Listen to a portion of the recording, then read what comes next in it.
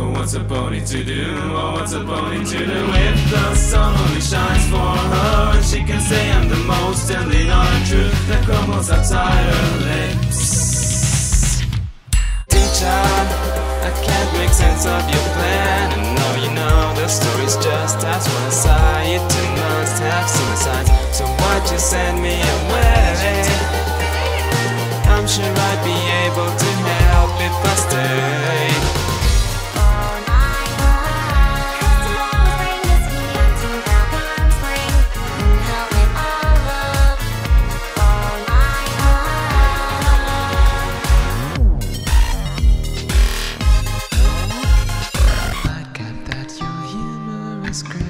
This is what I understand. It seems your passion rubs off. It's better than I thought. The star looking wonderful, and the way that I dance should be one to go far. And if he's found, everyone's seen at the moment. Pony started soon as she walks in the room. I said I'd help her to shine a lower best to you.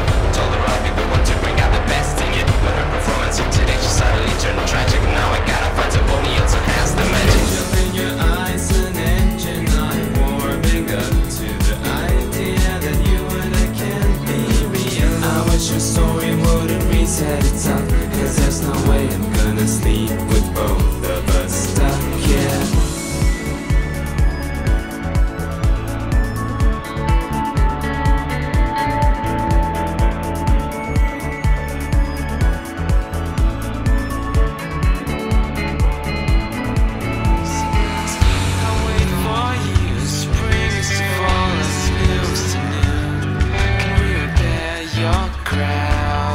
Shed a light on your throne. You never lost my heart. Can you fix a country soul?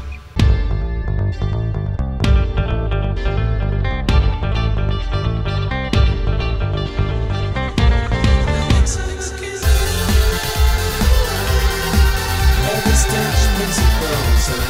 Set you free.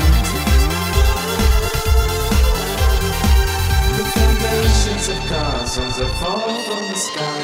I could see the grass around the path that led to town, when my life wasn't upside down, when the cold wasn't a part of me, a violet memory and frost warming heat. Caballo negro, sueño del mar, qué pesadilla traerás. Llego en la luna, noche mortal, qué pesadilla traerás.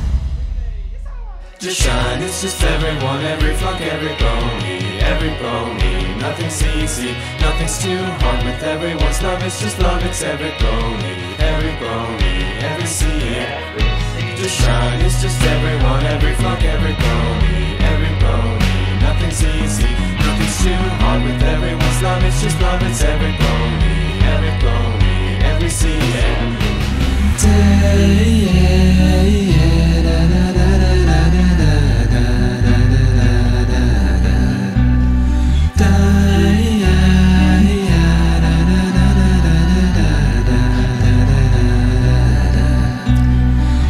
Sleeping on my hooves, head up, looking down, fighting off the dust that threatens to collapse these arms. My heart is shrinking up without daylight shining in, even though some flowers still think the night's not over. Maybe it's true, the time is almost. Maybe it works both ways. One thing for me and for the rest of us. Consequences, another idea, and it still feels like another aggressive link away. Something better ahead, and it's waiting for me. You're the one I like best. You retain my interest. You're the only one. If it wasn't for you, I don't know what I would do. Unpredictable, like the sun and the rainfall. Welcome, my little ponies, to another Film Music interview. My name is Mathematicus, and I'm joined by the illustrious and the Rainfall. My friend, welcome to the show. Hi, thanks for having me. It's good to be here. And the Rainfall is one of the original and best Brony musicians. His first song going all the way back to September of 2011. So I'm very glad to have you on. as always, we're going to kick things off with the question of the century: who's the best pony? I'm not sure about best, but my favorite is definitely Applejack. She's the one that I think would make like a great friend. I do know she reminds me a lot of my best friend in real life. Like, he's super dependable and down to earth and very humble and dedicated, and he's always there for you when you need it. And those are all traits that I really admire in Applejack and kind of look up to. Right. And it's interesting that both you and Lysilda share a best pony. Well, we're married for a reason, right? Haha, of course, of course. Would you say that Applejack gets perhaps a short end of the stick within the fandom, kind of underappreciated? I'm not sure about right now, but I do know that she did before. Right. How did you first come in contact with My Little Pony? Right, so, it must have been around the same year, 2011, and I have this friend called Silver. Maybe somebody knows her from this song she did with Freeway, where she sang on it. I don't know. She's not exactly a member of the community, but she does enjoy the show. She was posting videos of ponies on Facebook, and I was like, what is this thing? So Silver introduced you to ponies through Facebook, posting, what, screenshots? Yeah. No. There were these videos of like there was this one called Fluttershy Being Assertive, and it had just like the first few minutes of Sonic Rainboom, and I was like, well, this looks kind of adorable, and if Silver enjoys it, there must be something good about it. So I looked up some episodes online, and the first episode I watched was, I think it was Call of the Cutie, but it was when Apple Blue meets Scootaloo and Sweetie Belle. Yeah, but it was that one, the first one that I watched, and that was, now that I think back on it, it was kind of a weird episode to start off on. And the only thing that kept me going was that there was no Fluttershy in it, because Silver was freaking out over Fluttershy and posting so many things about Fluttershy, and I'm like, well, I have to see what this Fluttershy hype is about. So I looked up more episodes, found this one called Dragonshy. I thought, well, sounds close enough, so I checked it out, and I just found myself watching the rest of the series. Now, your first song on your YouTube channel is the Bronies United Sing-Along. Oh my god, you're right. Yeah, it is. There is a place where the grass is what's for dinner. Soup's on every bone. Charm. How exactly were you involved in that project? Okay, wow. Oh man, that feels like it was so long ago, and it probably was. Must have been about 3 years now. Yeah, okay. So not too long after I started watching the show, well, in most of the things that I enjoy, I like to see what the people who are enjoying its reactions are and what kind of things they're discussing about the thing that I'm enjoying, and see if I can join in, find out more stuff, find more stuff to enjoy. So I looked up if there was any pony community, and there already was. I found Pony-chan and spent a while there. And one of the things that people were doing at Pony-chan was sing-alongs, just a bunch of grown men singing along to the show songs. And I think I joined, I can't remember if I actually joined it. No, yes, I did. There was this ongoing winter wrap-up sing-along that people were doing around the time I found the site. So I managed to join that one, and when people started putting together the Art of the Dress sing-along, I jumped on board and said like, hey, can I try to do something with the music here, because I can contribute some of that. And I ended up in charge of the music. I think 2 other people contributed like drum tracks and a bass track, but other than that, the guy who was running the thing let me handle the music. That was actually kind of my first foray into making something for the community, but it wasn't something that I could say I did. So after that, the only logical step was make another sing-along, so I took it into my hands to make the Equestria Girls one, and that's how that came about. So your first contribution to the community was the instrumental and perhaps one of the vocal tracks of the Art of the Dress Brony Sing-Along. That's right, although if you want to count the singing that I did for the winter wrap-up one, there's that, but that's not very noticeable or anything. So you said you could contribute musically. How much experience did you have with music prior to this? Well, it depends on which area of making a song, because I started playing guitar when I was about 11 or so, and I began composing not too long after, but they were just like little simple ditties of songs, and I did nothing about arrangement or anything. I started messing around with FL Studio not too long after, but then again, I was just kind of tweaking knobs and not really knowing what I was doing until I started actively looking up stuff online that could sort of guide me through using the program.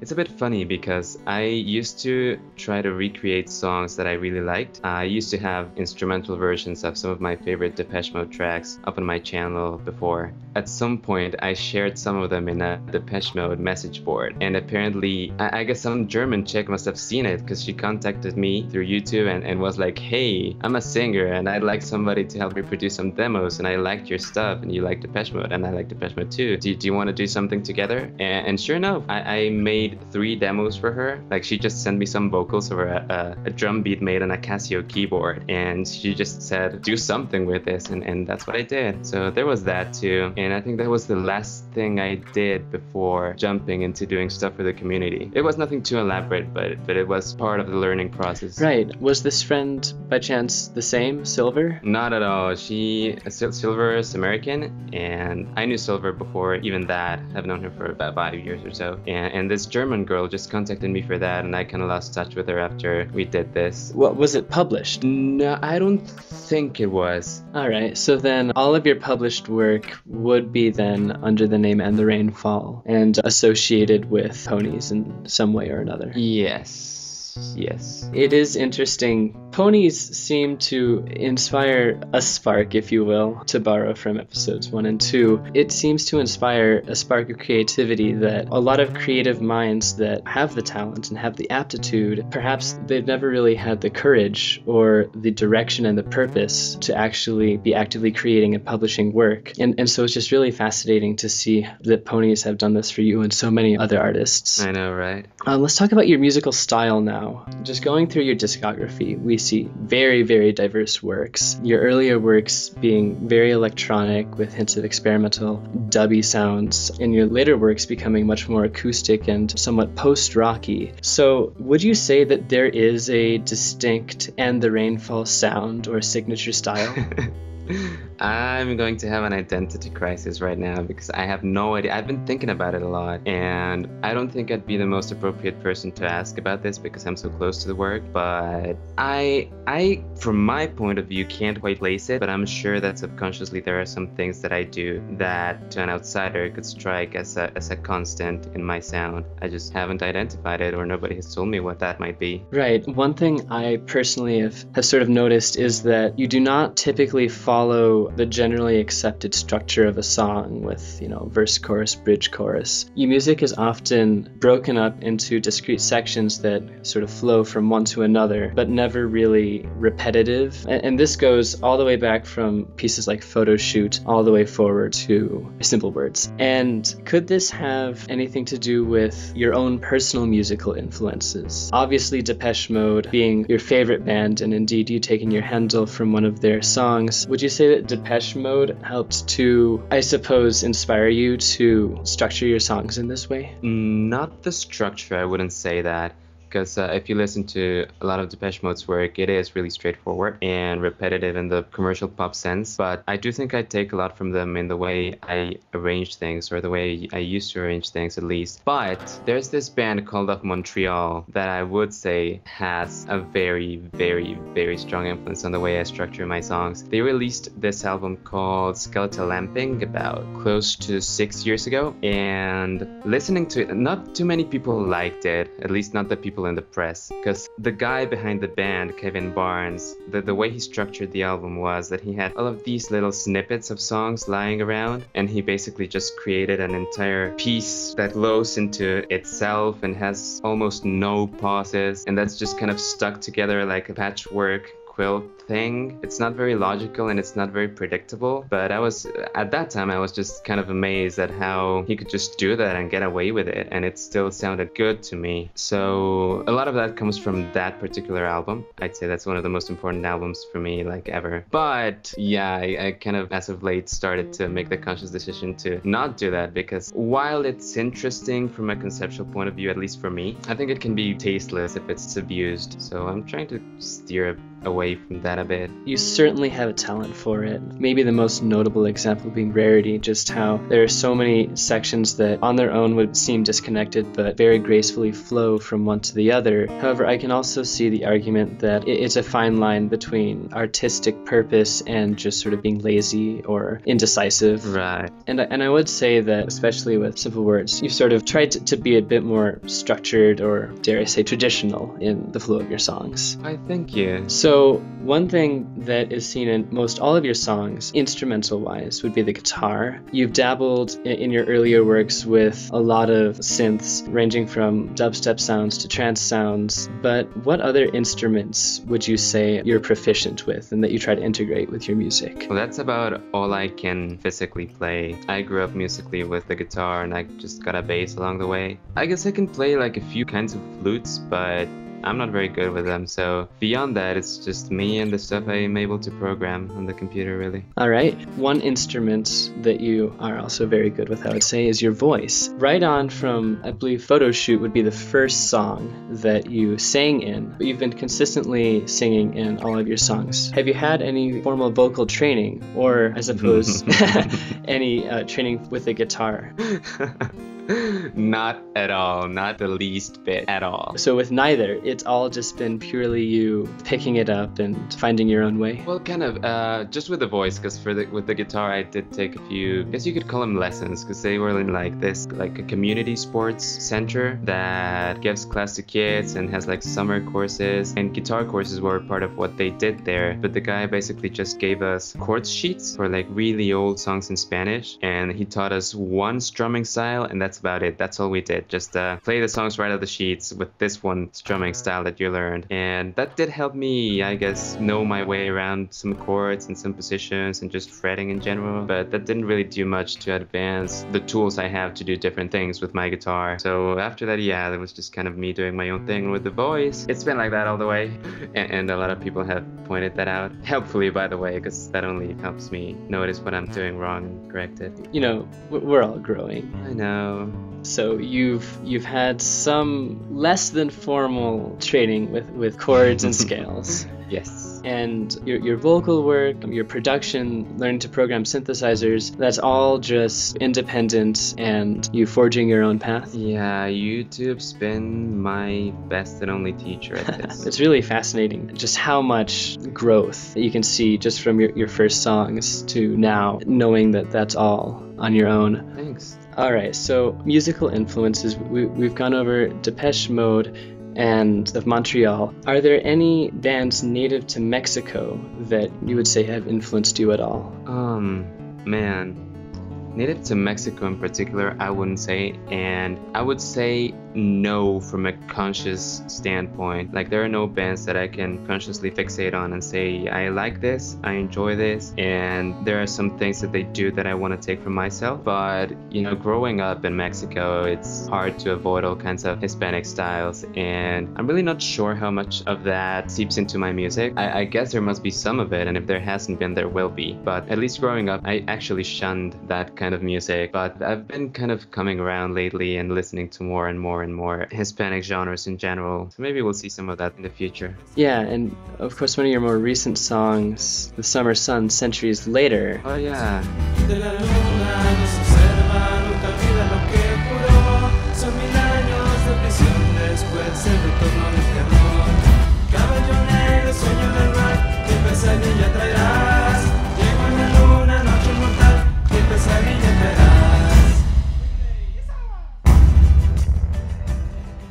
Very explicitly was an Andean folk-inspired song with Spanish lyrics. So you would say that that's a style that you're planning on exploring more in the future? I sure hope so. Maybe not as pure as I tried with the approach on that song, because I tried to go just straightforward Andean folk, like the kind of things that I hear in my records, just try to imitate that. But maybe I hope to try to use some of the stuff from from that style and others that I enjoy in future works, hopefully. Right. I think that you're in a really special and unique position to sort of introduce the style of music into the pony music community. You know, most of us being in America and Europe, and most music being some amalgamation of genres that have originated in those areas. So it was very refreshing to see Summer Sun, and I'm sure we're all very excited to see what else you can come up with in that style. So let's move sort of just a trip down memory lane. We've already talked about the Bronies United Equestria Girls song, the very next one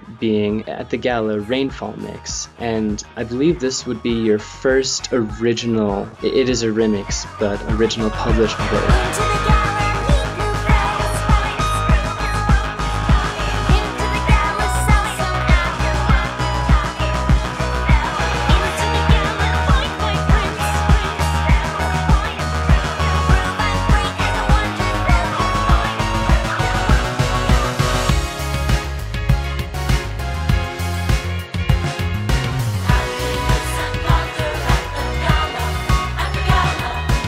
So was it sort of shortly after the Bronies United project that you decided to just start crafting a musical identity and regularly publish songs?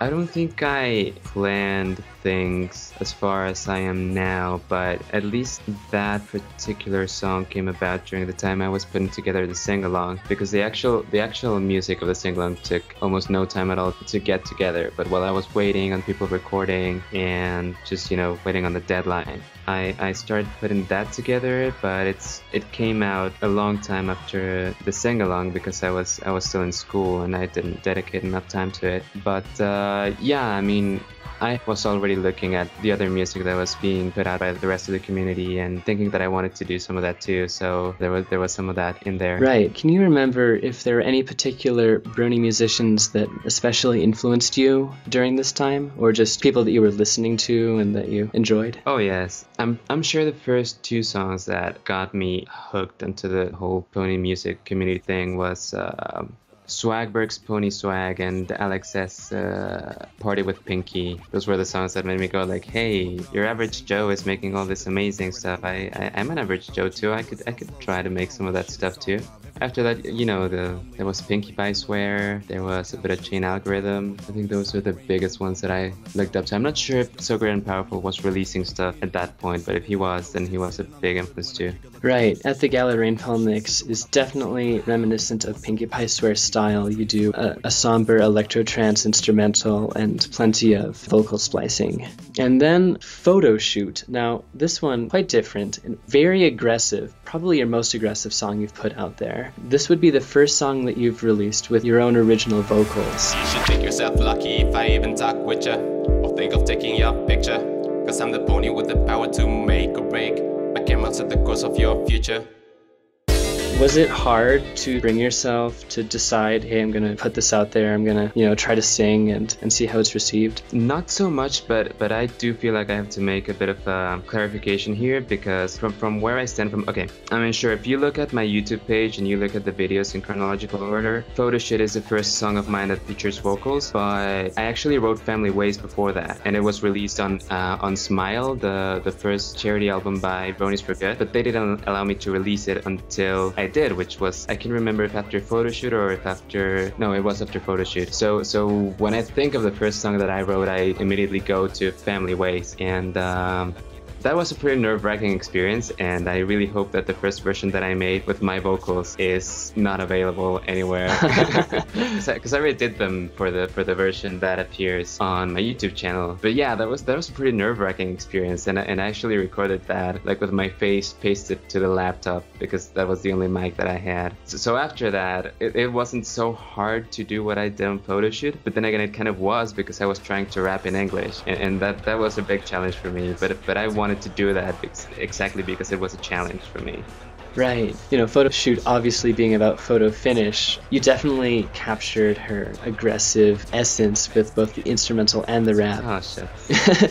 So how did you decide, okay, I'm going to make a song about photo finish, I'm going to make a song about the Apple family? Were they just sort of whims that you got like after watching the episode, or did these themes strike you particularly as just something that really resonated with you and that you wanted to tell your own story about through music? It's a bit of a mixture of both, depending on which song you're looking at. But for those two particular songs, it was just a complete whim. For Family Ways, I was just thinking away on the piano and writing and just trying to see what I came up with. And it was actually not going to be a pony song at first, but then the lyrics I was coming up with, I was just not happy with them. So I was like, hey, let's make a happy Applejack song. Yeah, why not? Forget the days away with a smile up on my face.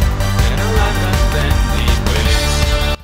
And for photo shoot, it was kind of the same thing. I was just head over heels over the little photo finish theme that appeared on the episode. I like that particular melody so much that I was like, hey, let's try to expand on it and make it like rocking. Yeah, it was remixed by Forest Rain.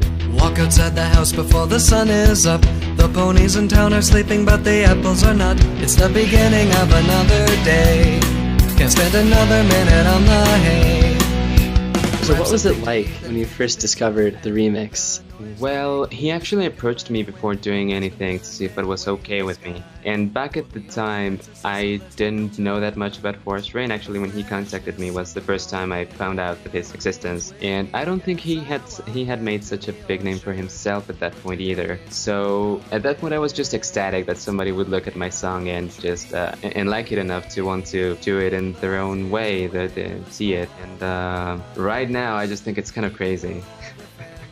Given the amount of exposure Forest Rain's works get. In Family Ways, certainly a lot of energy there, but more of a pop rock sound. Could you say that you've sort of just gradually been drifting from hard electronic music to more rock and post-rock music? I'm not sure if it's a conscious decision, but I remember that the first time I felt that I was doing something that I felt comfortable with in terms of style was Ponyville Nights. Ponyville nights are the loneliest nights of my life, 'cause I'm far away from everything I used to rely on. Wow.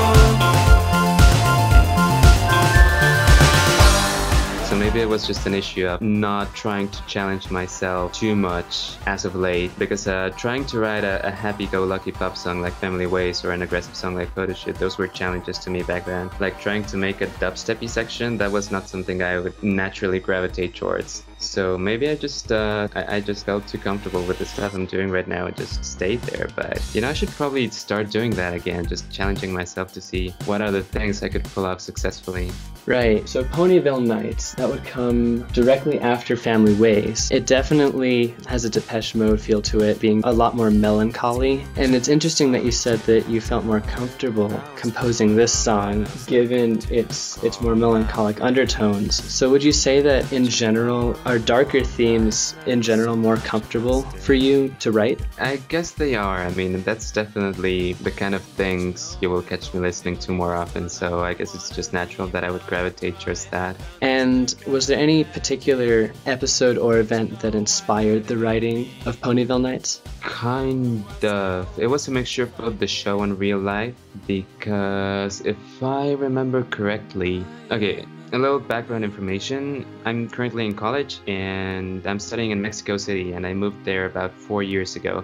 And before that, I was living, back in my hometown, living a pretty sheltered life. So when I left for the city, it left a big impression on me. And, just trying to come to terms with not being close to the people that mattered to me the most, and just being in a completely foreign place for me, trying to make my own way on my own. I always had my parents behind me to fall back on, but I didn't back then. So the situation with Twilight moving to Canterlot and just like being away of all the things that she was so comfortable with kind of resonated a bit with me. But it was also a very personal thing, because I wanted to dedicate that one to my friends that I made in the city. So but I made it through ponies, so yeah, it's not that obvious, but yeah, there's that.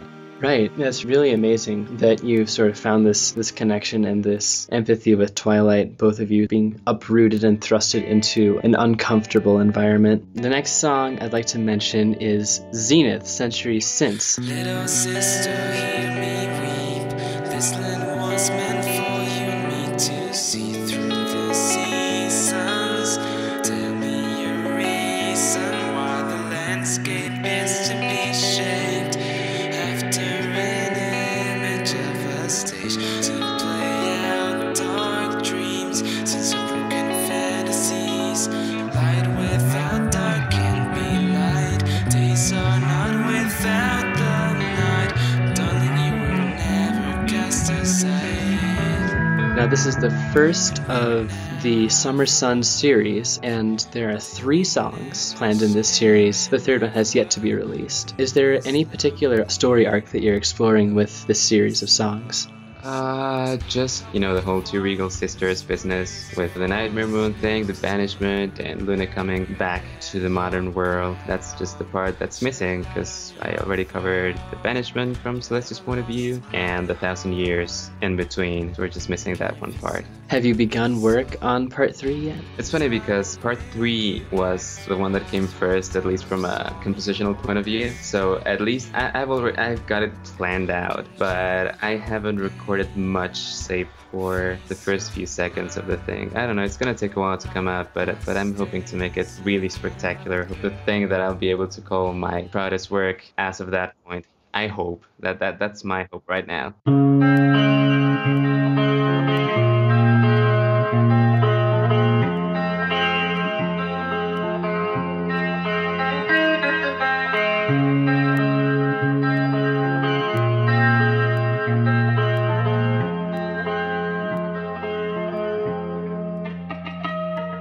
Well, you've certainly set a very high bar for that title. Yeah. But Zenith, now, is really beautiful with the melody and the lyrics, and in the description you say that it was purely performed with no automation, splicing, or sequencing, but each part was done purely in one take. I can't quite remember. Knowing myself, probably not, but nobody else needs to know that. Well, unfortunately for you, now everybody will know. Shh, everyone, keep it a secret. Alright, the next song I'd like to mention is The Romantic Tragedy. This was a collaboration with Freewave.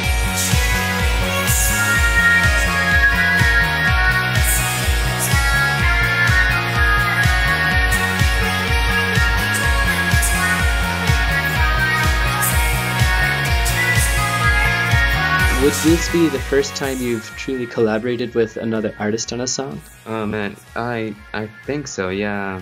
Ultimately, we decided to settle on just a featuring credit for Freewave, though, because it was around the time when Freewave's Be Assertive came out. So while it was intended for The Romantic Tragedy to be a collaboration, it ended up as being more like him guesting on the song and me guesting on Be Assertive. So that's what we went for, yeah. How did you first come in contact with Freewave and decide to start making music together? Oh man, I'm about to get real corny, but he was the first person in the community to believe in me, and like after I released the Gala remix, he was like one of the first people to come up to me and be like, hey, this is some cool stuff you're doing. Keep it up. I want to hear more of this. And that was just so nice of him. So we just kind of started talking and have been keeping in touch ever since. So I guess it was just a natural thing for us to end up doing something together. Actually, it took us long enough because that must have come out at least a year after we started talking. So yeah.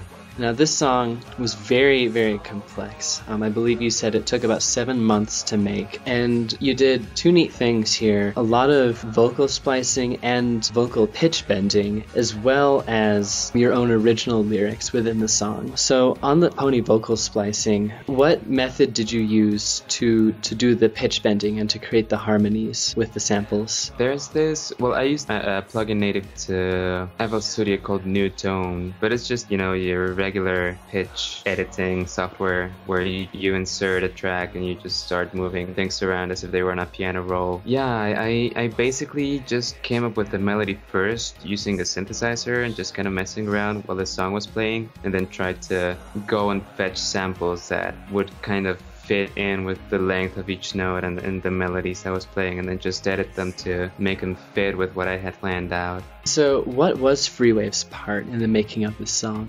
Okay, first off, he contributed to some of the more prominent melodies in the song, and he wrote some of the lyrics for it, he sang, he gave a lot of input in terms of sections and what to do after each part, and not actively submitting melodies or anything to it, but just giving general guidelines and pointers as to what to do and what not to do and what sounded good and what didn't. All right. And then what was your contribution to Be Assertive? Just the guitars. He did the whole glitching thing.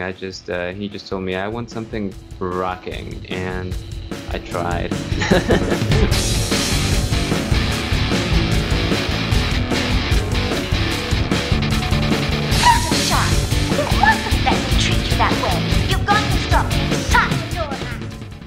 Just sat down and came up with whatever. Right. And then the next song you've released would be Over the Reels, which was part of the Sorry 52 tribute album to So Great and Powerful. Now, this song is very, very interesting because you've taken the lyrics through the vocal chop of So Great and Powerful's On My Own track from the standard model, but then put them in a completely different context. This time it's just everyone, every pony, nothing's easy, nothing's too hard with everyone's love, it's just love, it's every pony, every seed. The song is about Trixie after the Ursa Major incident and a moment of self-reflection. So I have a number of questions, but how did you fit together the lyrics from On My Own, and how did you come up with the whole concept of this song, and in what way does it relate to So Great and Powerful? I guess one thing I must say is that I don't think too highly of this song, and it's probably because to me it was, or at least I perceive it as a very forced affair, because the song was born trying to do something for So Great and Powerful. I mean, even before the Sorry 52 album was being planned or even conceived, I wanted to do something for him. So the one thing that I wanted to do was to reference his music somehow, and the way I thought to do it was taking the lyrics from On My Own. So that was like the first building block for the song. And after that, I just said, well, I tend to write best when I'm telling a story. So I thought, well, what kind of story could I tell with this set of lyrics that I've chosen? So the whole affair with Trixie was what I came up with. But then that's why I think of it as a forced affair, because it was just like, I need to come up with a story to make it fit with this idea that I'm trying to do. And the only other way it relates to So Great and Powerful is that there are a lot of references in the lyrics to things that I discussed with him in person and whatnot. So it was just kind of a thing for him to see and to be like, hey, you know, I appreciate you because I paid attention to the things we were talking to. Right. So I believe, if memory serves, your work on Rarity began before your work on Over the Reels. That's right, yes. So when was it that So Great and Powerful and you actually became acquainted? There was a bit of kind of looking over at each other from the corner of the room before we got talking, because he would sometimes stop by my songs and comment on them, and I would comment on his songs, but we never actually talked about anything until, well, on my Tumblr I sometimes do these acoustic covers of songs that I like, and So Great and Powerful found this one cover I did of a song called Bay of Pigs by Destroyer, and anyone who loves So Great and Powerful probably knows that he really likes Destroyer too. He contacted me not too long after that saying like, hey, it'd be cool to do something with you, and that must have been around 3 months before we started working on Rarity. You had a number of guest singers in the chorus from the vocals taken from On My Own, including Diet Coke, Les Soldats, and Forest Rain. So obviously we've established how you came into contact with Forest Rain initially, but what about Les Soldats and Diet Coke? Well, Diet Coke is a friend from Mexico, and he and I started talking in Pony-chan back then. Oh man. But yeah, I mean, he doesn't really do anything for the community, and he actually kind of just started distancing himself away from it, but he was up for it, so I asked him to do it. And with Les Soldats, I think around the time we were putting Sorry 52 together, so the way we did it was we started sending out messages to people that we knew were musicians. There was no kind of selection process, just like, hey, this person is a musician and is releasing music, why don't we shoot them an invitation? So Soldats was one of the people that I was really hoping would reply favorably to the invitation, and he did, and we started talking when he joined the project. Right, so you and I believe Markarian and Freewave were all heading the Sorry 52 project. It was Markle, Freewave, and I, yeah. And so the only contact that you had with Les Ildas started with his association with the project. Mm-hmm. Yep. And are there any other musicians that you came into contact through the project that you've since become friends with and or worked with? Probably Face Explodey. I'm not sure who else. Well, there's a couple of friends there, but one of them is like a visual artist, and he doesn't really do too much within the community. And there's Toast Waffle, but he didn't actually contribute music to the project. He did the cover, the pony in the cover. But yeah, there was Toast. Dog, I think. Freewave introduced us and invited him to join. That's about all that come to mind right now. And had you been a fan of Les Ildas' music before? What was the first song you heard by him that really struck you as magnificent? It was Manhattan, and I still maintain that. No, it was Manhattan Mornings, I think the song's called, and it's by Eccentrifuge, but he was a guest singer there, and I still maintain that that's one of his best performances ever. Now, you must have hit it off pretty well, because after Over the Reef comes Tubby Wubby Pony Waifu. Yeah, we're married now. You know that I love you too. You fake me sugar cubes. Can't say what more could I want. I am your pony waifu. I'll be there for you every night. I will be there too.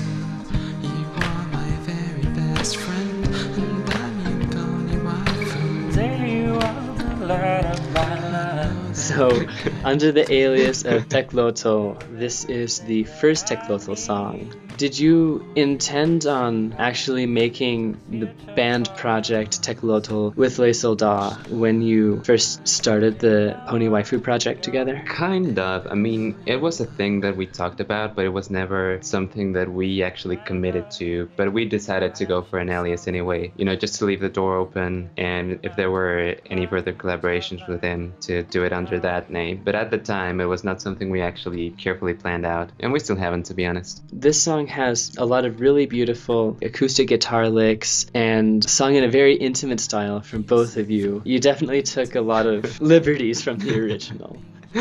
Oh yeah, it was so much fun. And we've heard the origin story of this project from Les Ildas' side, but on your side, I believe that you were the one who initiated the idea with him, right? Not exactly. If my memory doesn't fail, and you can probably ask Soldat again and he'll say if it does or not, but we were just talking, and back then the new Rainbow Dash Presents had just come out, and he was like, dude, have you heard the song? We're gonna cover this. We've got to cover this, make it like a smooth jazz cover. And I was like, okay, let's do this, like right now. Let's start it. So then the next piece that you've released is also a collab. This is where Rarity finally sees the light of day, and the work on Rarity was very drawn out, and I believe it began around the same time that he started all of the other collaborations, but was not finished until a long time since. I would argue that Rarity is the masterpiece of all pony music ever released, ever. I want the whole story, from conception to finish, Rarity. Are you sure? I mean, The fabric between your hooves and extension of you, pulsing with pretty melodies under the sun. You know, as you move along the plane, are you aware of what you're asking? Because that's like a year's worth of things. I am fully prepared to take responsibility for the consequences of this request. Right.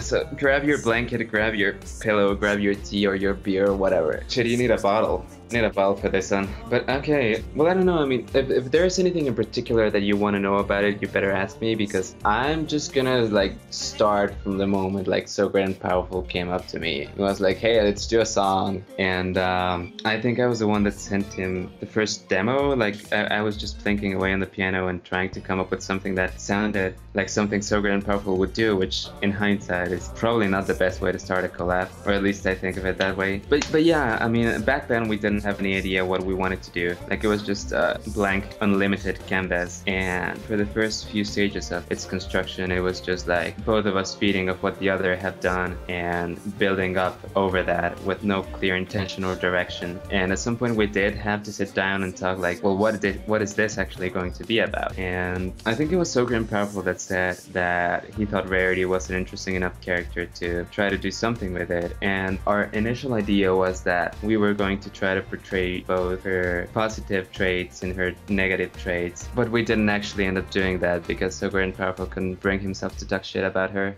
so we just scrapped that. Ultimately, I think it just ended up being about, you know, Rarity's journey through the world of fashion and along the road of achieving her dreams, and how that stands with respect to her friendships and the rest of the relationships in her life. Our work was not focused at all, and I think it shows. For starters, in the length of the song, we were just really doing things because we were excited to do them. Like, hey, this part sounds nice after your part, let's do this. And hey, I want you to sing in Spanish. Like, what? No, I don't want to sing in Spanish. Please sing in Spanish for me. Okay, I'll sing in Spanish for you.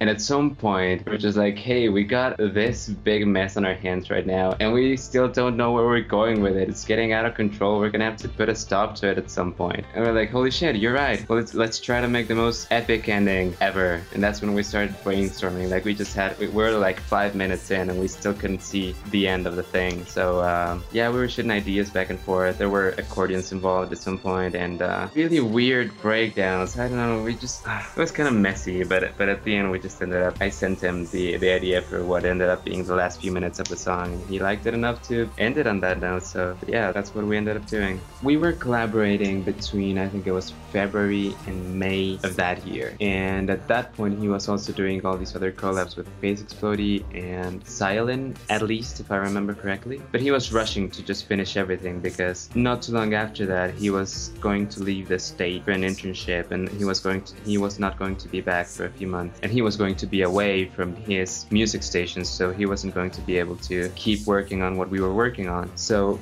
by the time he left, he had already finished his song with Face Exploding with Silent, and we had already finished at least the main structure of the song. Like, it already had an end, and it was just an issue of cleaning and finishing arranging it and recording final vocals and whatnot. So at that point he said, hey, I trust you enough to finish this. And I didn't, because I was kind of burned out, so I wrote Panoramic as a reaction to that. And after I was done with that, he was back from his internship, and I had planned to finish over the reels by the time he got back, but I didn't. So when he came back, I was still struggling to finish over the reels, and then he started doing his season 2 songs. So even though he was back, we were just doing other stuff then that seemed more exciting to us at the time. So though we talked about taking Rarity back, he was just not feeling up for it, and I was trying to finish all this other stuff. And then Sorry 52 got in the way, and so kept on doing his season 2 stuff, so it just kind of Rarity got kind of pushed to the side. And it wasn't until Sorry was done that I went up to him and was like, well, you know, I really like this thing that we were doing. I don't know if you still want to do it, but I think it'd be a shame for it not to see the light of day. Can I just polish what we have and send it out? It was like, sure, yeah, whatever, you can do what you want. You have complete creative control over the thing. I'm okay with whatever you do. So that's what I did. To be honest, I'm kind of happy that he didn't want to work on it again, because for the briefest time, he did talk about wanting to work on it again, and he wanted to make it like 3 minutes long. And to me, that was absolutely horrifying, because I really liked everything we had done so far. So personally, I'm kind of glad that he didn't actually do that. But you know, maybe if he did, the song would have been even more amazing or whatever than what it is now. I don't know. I'm happy with what we had at any rate. And so Rarity was the first song that was sort of a true collaboration with you and another artist. What are some things that you can take away from that experience, things that you've learned through the process of collaboration? Well, oh man, there are definitely a lot of things that I learned, not just about music, but just about dealing with people in general, in a creative context and outside. And I did learn some other things about myself and some other things about just making music in general. But you know, I learned, you know, just seeing how Sober and Powerful Works, I took some tips about his way of organizing stuff and attacking some parts of the music, and I hope I'm able to say that I learned a bit about sort of etiquette when it comes to collaborating on something with another person creatively. Is there any particular friendship lesson that we can take away from this? Rein your inner control freak. It's probably for the best.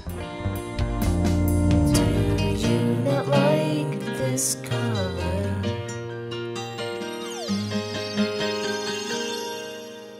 And now, the next song that you've released, actually shortly after Rarity, is Blank Pages. And this is the first song that you've released that was inspired by a fan fiction, being the wonderful story Background Pony. Now, while Rarity is the masterpiece of all pony music, I consider Blank Pages to be your personal masterpiece. Oh, you're too kind. The song is absolutely wonderful. It has a really dark and powerful main instrumental, but it's filled with so many wonderful ambient sounds. We have the sound of chains and birds fluttering and industrial impact sounds, and even a hip-hop vinyl scratch section at the very end. Is it my place to tear the world outside down from the place where it belongs?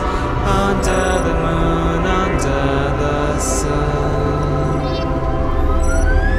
There's just so much going on in this song, and yet it feels perfectly unified. Actually, I think I did the exact opposite and just threw it all out the window. Again, looking at it from my point of view, Rarity for me came before Panoramic, Zenith, The Romantic Tragedy, and Over the Reels. And those last two songs have been some of the most insanely convoluted songs I've ever made. Like, I used to work in FL Studio back then, and I completely maxed out the available mixer tracks that I had for those songs. It was just insane. Mixing it was a nightmare, and I just didn't want to do that ever again. It completely drained the fun out of making music at all. So after polishing Rarity and, you know, getting that out of the way, I sat down and thought, well, what do I want out of this whole making music thing? So I did consciously decide to cut it down a bit on all the ADD things going on in my structures and my arrangements, and just try to make something that was more focused and where every part of the song actually contributes to the idea that spawned it, instead of just being something exciting that I want to pursue for a bit and then just drop and find something else to pursue.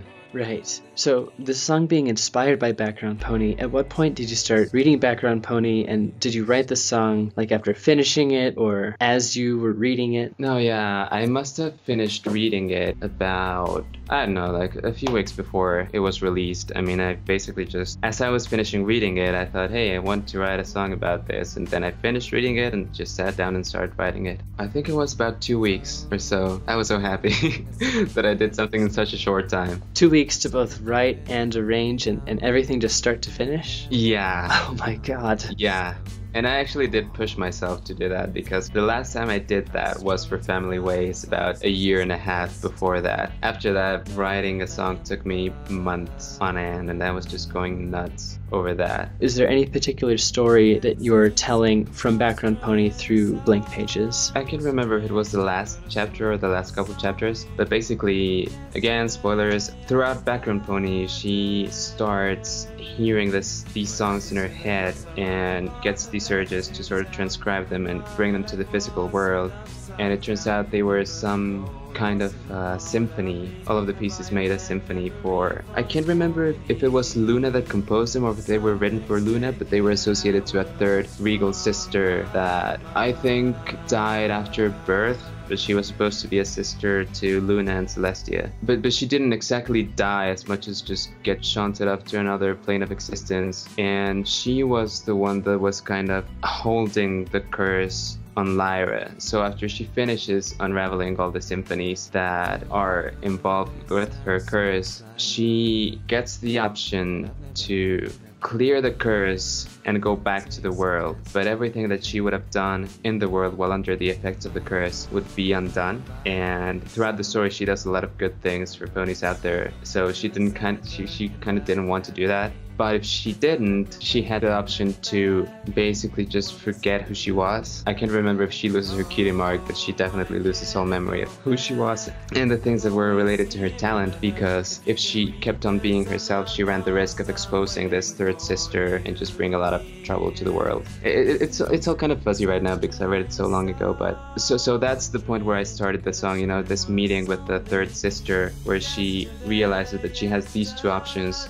You know, the lines there, like, last one, what will it be? Will you go back to the start? Will you stay here? And after that, she just kind of chooses to forget who she was and lose her mind little by little, like some kind of memory loss disease, as if she had Alzheimer's or something. And I thought that was so fucking sad. Like, my grandpa had Alzheimer's, and it was so horrible to see how his condition deteriorated. So yeah, that's kind of what I was trying to portray in the song, and just using some lines from the original fic to illustrate that. I think you did a fantastic job, both of portraying that specific story and of making the song rather vague and certainly not explicit about exactly what it's talking about, so that it can be enjoyable without any explicit spoilers. The next song I'd like to discuss is Cloud's Song, again under the band Teclotl. So this was another collaboration with Les Soldats.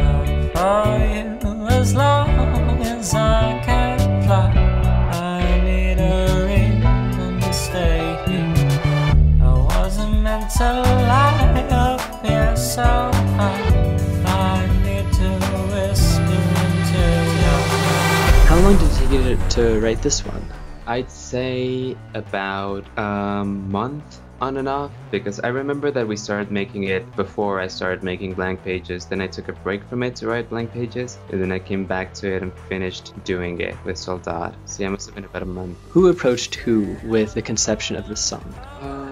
Well, I'm not sure which of us was the first to say, hey, want to make another song together, but I remember asking him if he had any idea of what he wanted to do this time around. He was like, nah, what about you? So I have like this folder of like little melodies and ideas that I have that I come up with and keep around in case I at some point feel like I could make a song out of those. And I showed a bunch of them to him, and he was like, yeah, let's do this one. And he picked one that eventually became the chorus of the song, and that was it. I mean, he took it and he started building on it, and he sent it to me, and, you know, just started going back and forth, sharing ideas. Lyrically, this song is rather abstract, but it deals, from what I've perceived, with themes of both departure and relationship. So can you tell us anything about what the song is about, the story you're trying to tell, or the meaning you're trying to evoke? Well, I could give you my interpretation, but Soldat handled all the lyrics, so whatever I give you will only be the way I see things. Because the only thing I remember Soldat telling me about it was that it was a song written around Fluttershy, and that's about as specific as he got. So once again, your guess is as good as mine for this.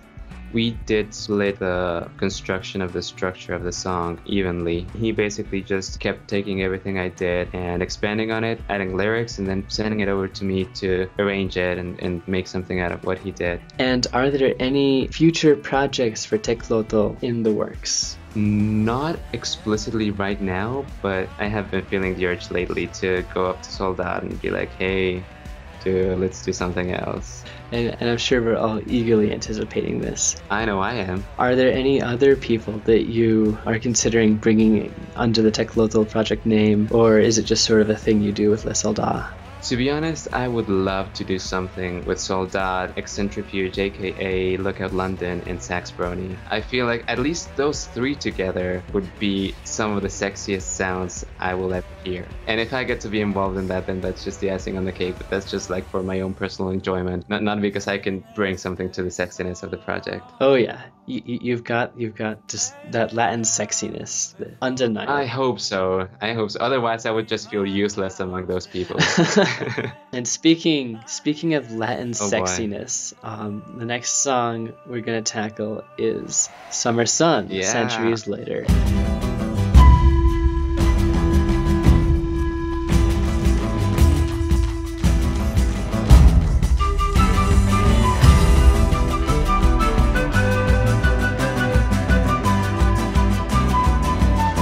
So So this is part 2.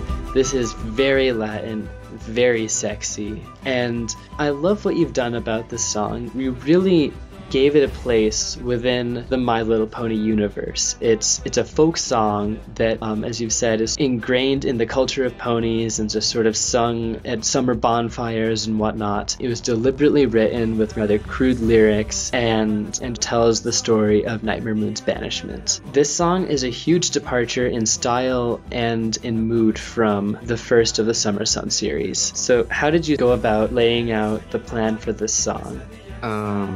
Man, the whole project is a complete mess because the last part came first and it was the only thing that I had planned at that point, because when I started writing the music for part 3 I was just like, hey, maybe I should a really wild song about Luna. And then after I came up with the guitar thing for Zenith while I was rendering Panoramic, I was like, well, what if we make it like a story and fuse this song with this other song that I have kind of started writing? And I was like, yeah, maybe we could make it like a two song story. And I was like, nah, let's make it a trilogy to make it more exciting and give it a little more depth or whatever. I don't know, it just sounded like fun at the time. So Summer Sun was the one that came last, and that would, at least from my perspective, act like the glue between Zenith and the last part, hopefully. Right, and this song does storytelling not through itself, but through its place within the universe that you've sort of written for it. Yeah. Did you intend for it to be, I suppose, a cultural phenomenon that just existed within the ponyverse at the time of its conception? I think I did, yeah. I knew that I wanted the thing to be like, okay, part 1, Celestia, Luna was just banished. Part 3, Luna, and she had just returned. And, you know, to try to summarize 1,000 years in one song, I was like, man, how do I do that? So, you know, I've always been a sucker for those kinds of folk Hispanic songs, well, that I hear growing up and that I always take for granted, like they're there, they exist, everybody knows them, and they mean something both because of what they talk about and because of the times that we sing them maybe, or the context where people think it's relevant or whatever. So I thought, man, you know, that's a pretty nice way to portray part of the history of the little cultural sphere. So I tried to do that with that song. Right. That's just absolutely beautiful. Like, what better way to summarize 1,000 years than to just evoke a cultural phenomenon that awokened over the course of those 1,000 years and just became a thing that people sing. And it's beautiful in that it's like the one song I've heard that was written as a song that ponies sing, not a song about ponies, and not really like a song that describes some character or some event, but is literally a pony song. You know, I never thought about it that way, but when you put it that way, it makes me feel kind of special.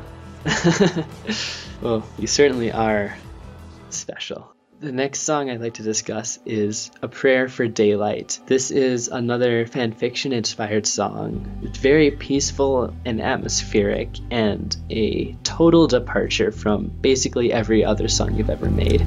Sunlight never cared about borders, and neither did you.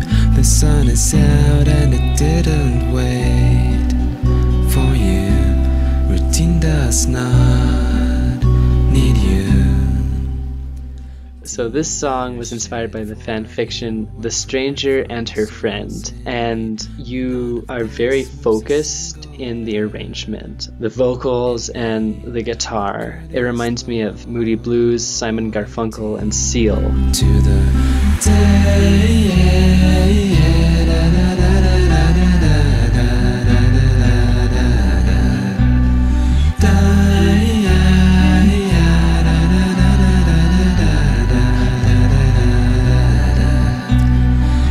Sleeping on my hooves, head up, looking down, fighting off the dust that threatens to collapse these arms. My heart is shrinking up without daylight shining in, even though some flowers still think the night's not over. These are some pretty high comparisons. Thank you. And they are well deserved. Thank you. Now, was it sort of a conscious decision on your part, again, continuing the theme of trying to rein yourself in, exercise a little more focus and restraint on your composition? It definitely was. I'm sure that if I had started recording Zenith at this point, that's kind of what it would have sounded like. But yeah, I mean, to be honest, I was just trying to copy what this band called Pascal Pinon was doing for the song called Somewhere. And if you listen to it, you'll notice it immediately. But yeah, it's just a really simple song with like just one acoustic guitar and all this ambience going around. And I was like, well, that's so beautiful. It doesn't need a lot of embellishment to be pretty. Yeah, that's what I was going for that song.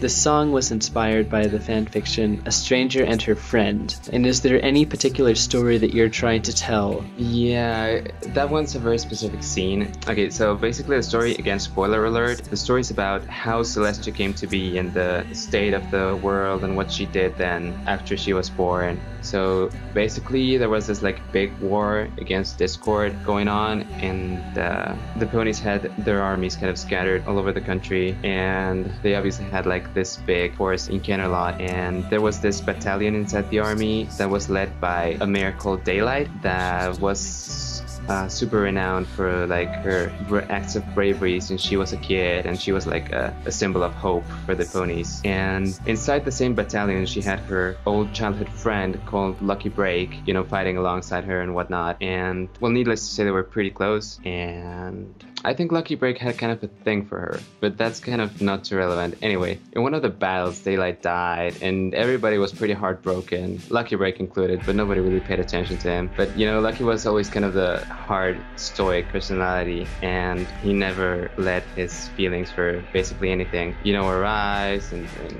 do something about it and whatever. So when Daylight died, he was pretty shattered. And so the scene I'm trying to paint in the song is when he goes to the cemetery. Well, there's like this big procession in Daylight's honor going on in the city. So he kind of goes out to the cemetery and is like talking to Daylight over some things that he said, some things he didn't, some things Daylight said to him, just kind of mourning over her. Well, there's this thing going out in the city. So yeah, that's what I was trying to go for. It's wonderful because you've definitely evoked the idea of some sort of procession going in the background with the marching band, the drums that are playing sort of halfway through the song. Yeah, I was hoping that would work for that effect. This being the second fanfiction-inspired song, let's tackle the third now, Simple Words, and this was inspired by A Stitch in Time and You Can Fight Fate. I see friendly faces from time to time. Some days it's hard to even stand upright. Some days are better.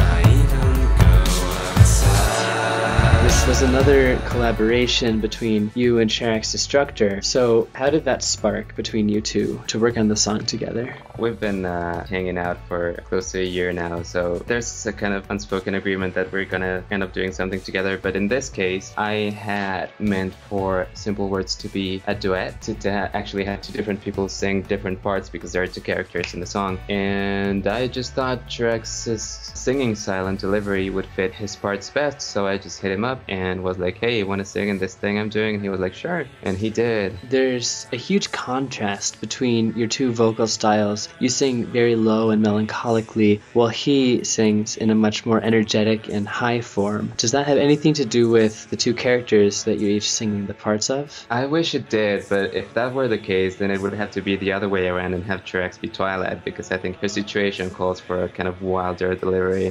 And that's something he keeps griping on about. Sharax keeps saying, you will regret not having me be Twilight in the song. I wanted to be Twilight. But yeah, maybe we'll change it around if we ever get together and play it or something. So what is the story that you're trying to tell through this song? Is it any specific moment within the fanfictions or just an overview? No, yeah, there's a specific, well, it's not I don't think it's a moment, but it's a bit of a side aspect of the fanfiction. And by the way, spoiler alert for those of you who haven't read the fic, there's going to be spoilers.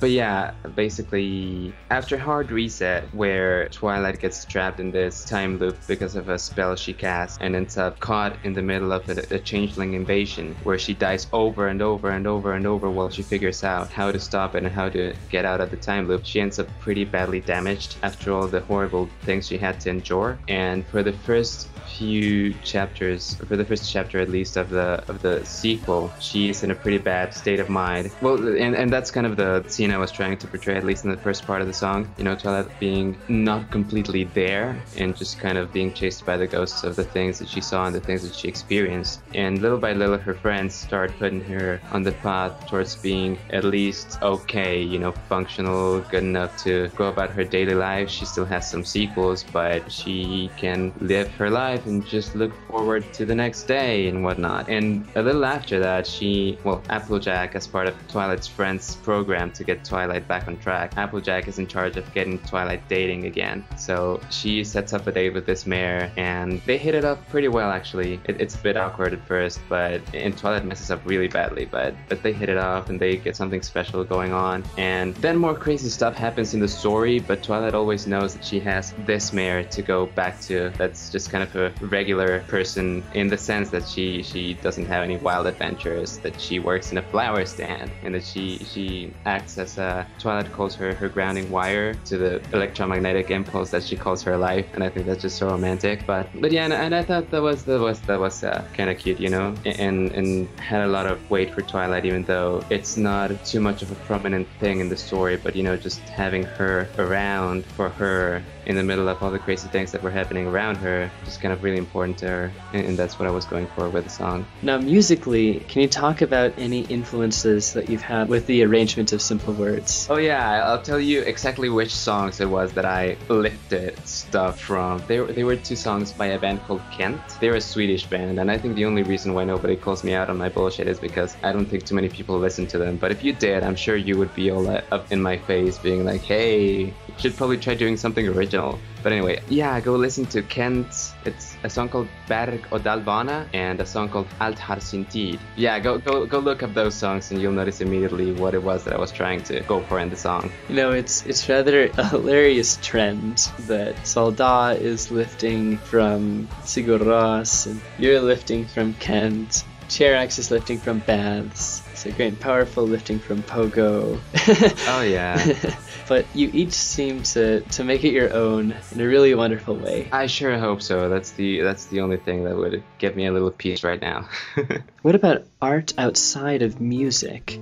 Have you delved into the writing of fan fictions or any other visual arts? Not too much. I guess I've done a few drawings. I remember that I did some of the art for Soldat's Before the Mighty Skies. He asked me to do the art for Forward Only Forward, for example, and I've done some other drawings for shits and giggles, but nothing that I would be proud to show around or anything. And as far as writing goes, I would love to give it a shot, but I guess I sometimes get a few ideas, but I just really don't know how to go about fleshing them out. So I haven't tried it yet. I might. I'm still kind of on the fence about it, but at least I'm reading fics right now, so yeah, maybe that'll give me ideas. Now, on the visual art, you've also done the cover art for Trax Destructor's friendship hop song Bless Bless. Mm-hmm. And you have posted a lot of actually really wonderful photography on your Tumblr, both from Mexico and your trip to Iceland. Thank you. Have you been interested in photography for any amount of time? Oh yes, I'm a complete camera whore. I'll take a picture of anything, basically. I've got this old Canon camera that if I have it around, I'll just take it around with me, but it's not really a good idea to wander around with a big camera in Mexico, so I mostly just use that for Iceland. And other than that, I just use my cell phone or my iPod. They might not be like the highest quality things out there, but they do the job. Now, music as a medium seems to be your forte of artistic expression. It's a way to express both concrete and abstract ideas, and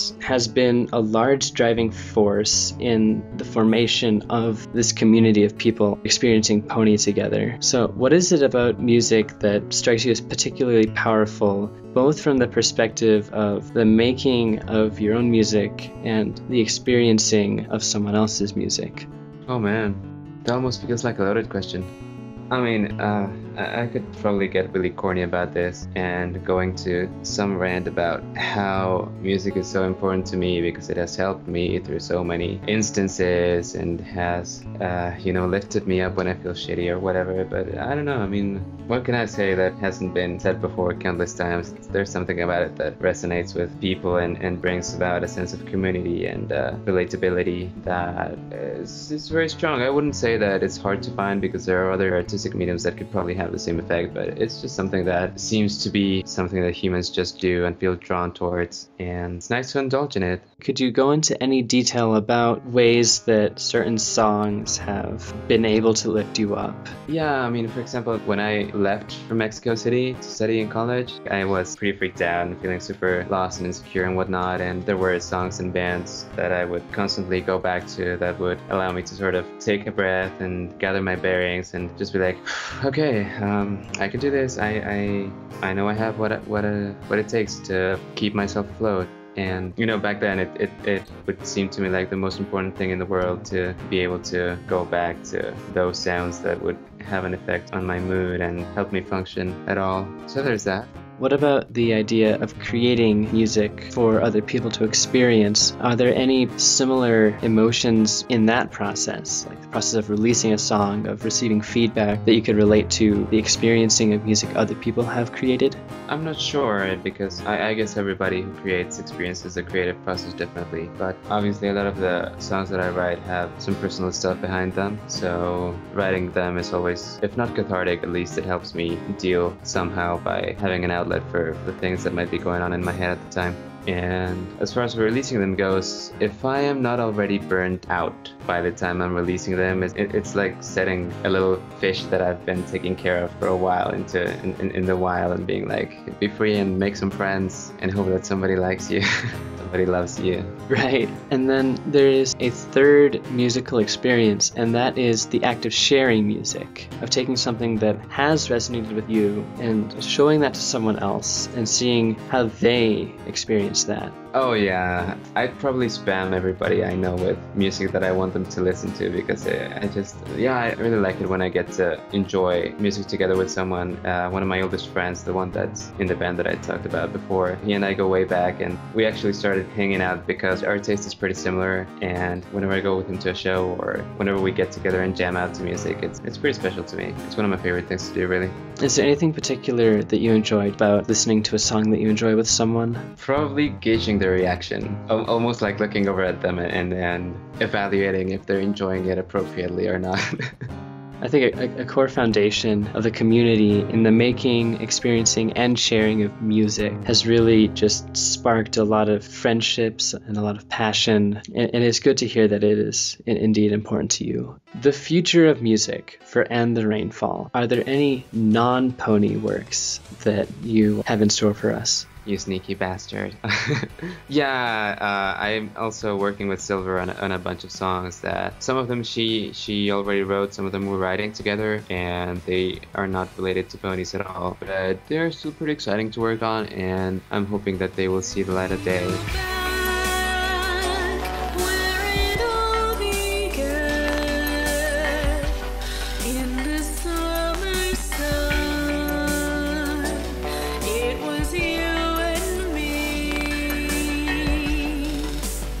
The plan right now is to just release an EP with like 5 or 6 songs that we write, and thus far we have finished one song. I'm writing the second one right now while recording it. So yeah, that's going on, and I really hope to get some of that out to show you guys soon. Is there any unifying theme that will be explored in this EP? Thematically, I can't quite see it yet. I know that Silver has written a book and is about to have it published in October. It's called Chameleon Moon, and it looks pretty exciting. Go check it out on her Tumblr. Go look for Chameleon Moon, and her blog's called The Silver Lining, but maybe she will want to write songs about it. I know I would be up for it, but thus far there are a couple of songs that she wrote around her book, and there are a few songs that are not related to it at all. And as far as the music goes, her only limitations were making it hard and making it really heavy. So there's going to be like a lot of distortion and guitars and gritty synths in the music that we make. And are you, again, taking the lead on the instrumental while she provides the vocals, or are you doing any vocal work, and is she doing any instrumental work? That changes a bit on a song-by-song basis. For example, for the first song that we did, I did most of the arrangement and she did all of the lyrics, and I don't sing at all. But for the next few songs, I'm writing some lyrics, and she has already written full songs by herself, and it would just be up to me to polish what she has. So yeah, it's a mixed bag. Do you have any more pony songs or collaborations that are in the works? Yeah, I'm not stopping at all. I do have a bunch of pony songs lined up. There was this collaboration with Rapidity that started about a year ago that we haven't really done much with. 3 minutes until I'm around the bend. 3 minutes before sunrise in my head. Am I too crazy to believe in a chance to spend a while with you and not care that you might forget? Run to meet you in the morning. Well, okay, the song is finished in terms of structure, but we would still have to work on the arrangement a bit, and clean it up and polish it and whatnot, but we stopped working on that a long time ago, and I think that's pretty sad because I really like that one too, so I'm hoping we can take that back up, and if he doesn't want to do anything with it, maybe I could still do something with it. So there's that. There are a bunch of songs about pigs that I still want to write. There's obviously part 3 of the Centuries series, or whatever people are calling it. I don't really have a name for that now that I think about it, but yeah, there's that too. There's a song about this fic called The Best Night Ever with Prince Blueblood. There's I'm seriously considering writing songs about the characters in this series called Australia, written by Short Skirts and Explosions 2 under an alias called Imploding Colon. So yeah, maybe I'll do something about it, I don't know. But there's a lot of stuff in the works, yeah. It's interesting how you've definitely transitioned from writing songs just about concepts and characters that were explored into the show into writing songs that are inspired by fan fictions. I know, right? Do you think you could like identify any reason or any sort of evolution in just how you experienced Pony that led to this? I'm not sure. I mean, I definitely noticed this, but I don't think I'd be able to say exactly why. I mean, the first few songs that I wrote had a lot of influence from events that happened in the show, but I think at some point after season 3 or 4, they just started having less of an impact, and I started actively consuming fics and sort of started, I guess they started appealing more to me in terms of the topics discussed and the ways they portray things. A lot of them talk about things that you wouldn't see in the show. So yeah, I thought that was an exciting path to follow. Yeah, it touches on something I wanted to discuss, which would be sort of a nebulous concept, but the idea of the significance of Pony. It seems to have done two things. It's number one, inspired friendship. It's brought people together. It brought you and all of the musicians that you've collaborated with together. It brought people together to do charity and to make tribute albums, and just sort of a force of unification and a force of friendship creation. But then on the other side, it's been inspiring for people to actually perform the act of creation, in that it's inspired people to create art, music, animation, and stories. So would you say that Pony transcended the show itself to become something larger for you? Oh yeah, definitely. In terms of, in general, you know, looking at the community, I think it's hard to say a group of people so into creating all these things that may or may not have a lot to do with what's established in canon. And I've always been the kind of person to gravitate towards talking to people about the things I enjoy. You know, before going into Ponies, I used to hang around a lot of message boards of bands that I enjoy, and before I used to hang around message boards of games that I enjoy. So there's always been a bit of that in my life, but in all those cases, there never was this element of creating things around the things that we enjoy. I mean, it's kind of hard to create. Well, it's not hard, but it's not something that I see a lot, creating like stories out of bands that I enjoy or whatever.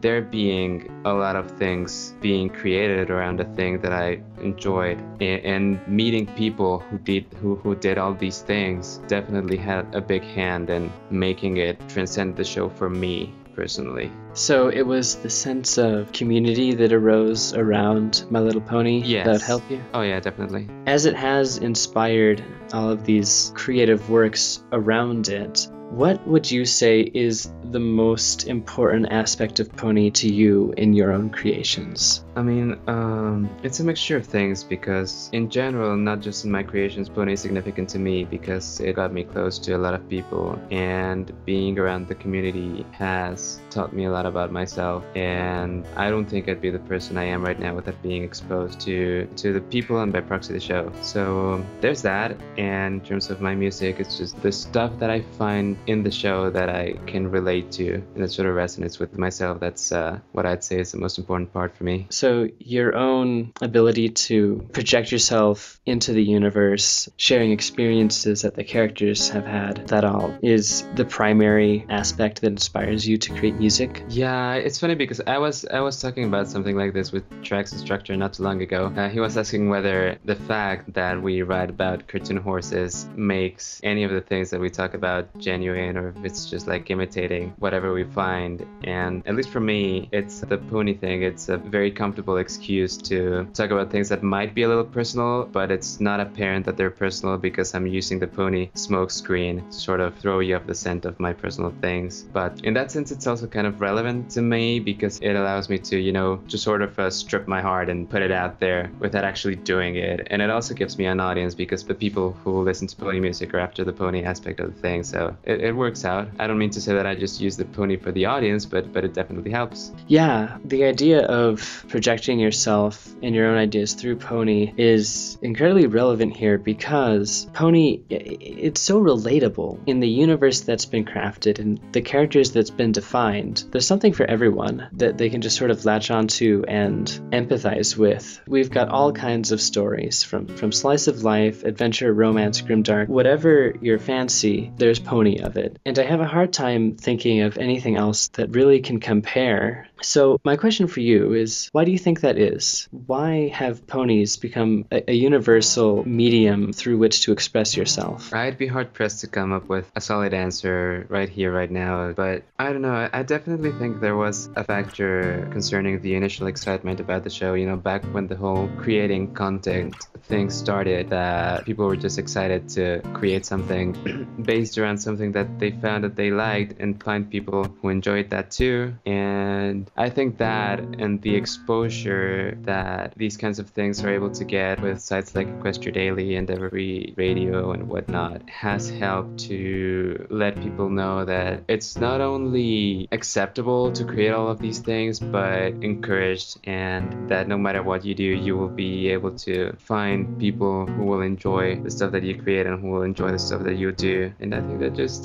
creates an environment that fosters this kind of thing. Right. As you said, making things pony gives you access to this massive audience. And for the people who are earnest about it, it provides a common ground through which people can share ideas and provides a collective of people that are willing to experience the ideas, an open mind and with positivity and encouragement. And so I think you're definitely right that ponies are special in that they give you this platform to be heard and to hear others. Do you think that there's any aspects about the universe itself that you find particularly appealing? Well, there's a bunch of things that sound pretty ideal from that world that would definitely be appealing to have here. You know, how it seems that differences between ponies are not an issue at all, and how it's such a safe place, and how it's a lot more comfortable in the sense that even though that they don't have technology, they somehow find a way to do all sort of things that would be crazy to do right now. I mean, and some of that are things that I think are definitely worth aspiring for in terms of how the ponies get along with themselves. It's a people-friendly place. It's not harsh and blunt like reality is. And that's why it's so nice to escape there sometimes, I guess. Yeah, and there's sort of this beautiful embracing of destiny and accepting of others that you find in Equestria, because how a pony should be and what a pony should do is very much, in a way, imbued with them as a being.